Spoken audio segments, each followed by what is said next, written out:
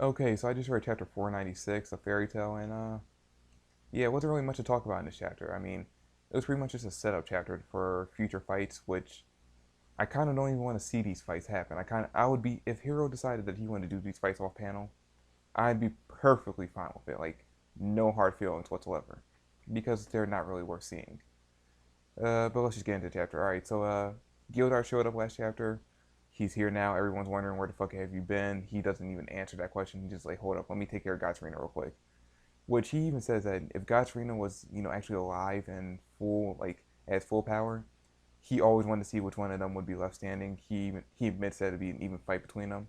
But since he's dead and brought back to life, he's not nowhere near his full power. So Gildart's basically just they have a little fight in the chapter, but which we don't even get to see. It's just like a few panels, and then at the end of the chapter, Gildart's one shots him, and then the whole fairy tale guild goes charging in. But let's see. Other than that, while Gildarts is fighting Gotchrina, the rest of the guild starts to charge off. And for some reason, we're focusing on Romeo this chapter. He's scared the entire chapter, like fighting off against the freaking 12 and like the army that Zeref has.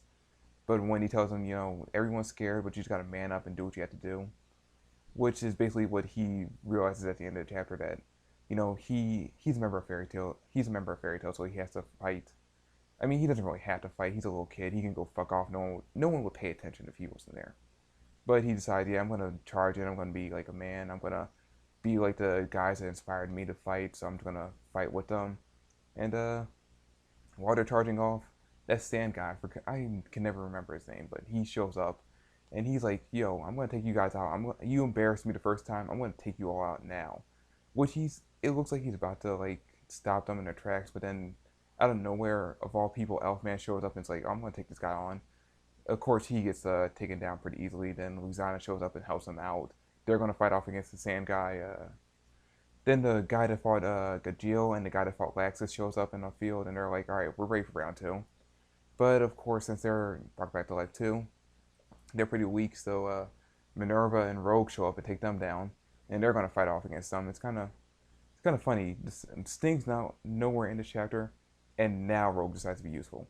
Rogue has been completely useless ever since he's been introduced because he's been fighting with Sting. But now that Sting's nowhere to be found, he's useful. He's strong as hell. Who would have thought? Not just joking. I love Sting. He's a cool character and all that. Yeah, but yeah, he's not in it anywhere near. So hopefully he shows up soon to help out. Uh, they basically tell Yukino to fight off against the guy who summoned the three of them back to life. So she's gonna take care of him. It's probably gonna be one shot because he's not really strong. If you like take care of the people that he brought back to life, like the only people he can bring back to life are people that you fought against, and I'm pretty sure Yukina hasn't killed any of her enemies, so I'm pretty sure he's not gonna really have anything against her, like anything to do against her. So it's gonna be one shot there. Did they set up any other fights? No, that's pretty much it. No, wait, no, wait. The assassin guy that Natsu had a fight with that pretty much took out the entire guild by himself. Yeah, Minerva, not Minerva, Mary Jane's gonna fight him. Which, of course, she's all tattered up. Her clothes are all ripped apart. Her, boobs and everything are hanging out. So, of course, it's just gonna be an easy fight because he's gonna be embarrassed the entire time. But yeah, the whole guild starts charging in. That's pretty much where the chapter ends after Gildart's one shots got Serena. Uh, oh, the glasses guy. I forget his name. The guy that's like second command of the whole thing. He is just like sitting over there watching them as they charge in. It looks like it focuses on Natsu, Gray, and Romeo at the end of the chapter. So it looks like he's going to try to attack them for some reason. Well, and they also imply that he has ice magic, or that like they kept saying freezing gaze and shit like that. So maybe he has some kind of ice magic too. So it's probably gonna be him versus Gray for some reason. Well, for that reason, obviously, because the whole ice magic thing. And of course, if it's gonna be them, it's gonna be Juvia too, and then probably Leon. But yeah, it's pretty much all that happened in the chapter. Gotta say, I'm not. It was a setup chapter, so I wasn't really all that hyped about it.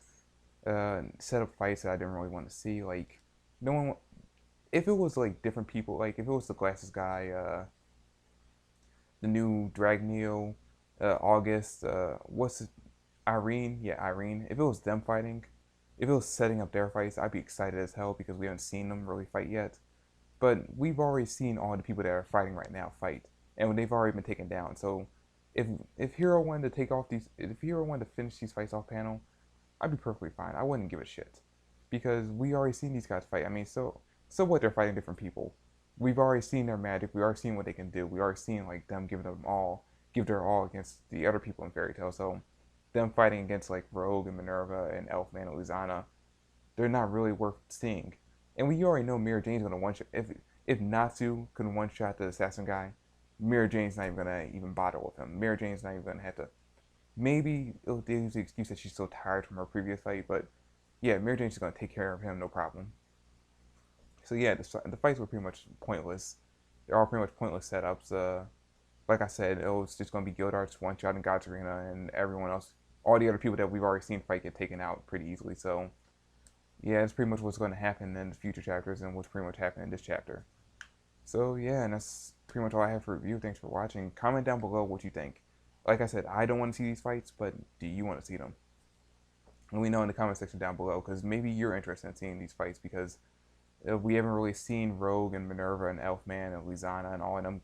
We haven't really seen any of these characters that were set up in the fights go all out against the freaking 12 yet. So maybe it'll be interesting to see that. I don't know. Tell me your opinions in the comment section down below.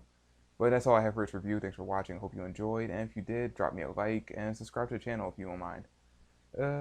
But yeah, that's pretty much all I have for the review. Thanks for watching. Hope you enjoyed. And I'll catch you guys later.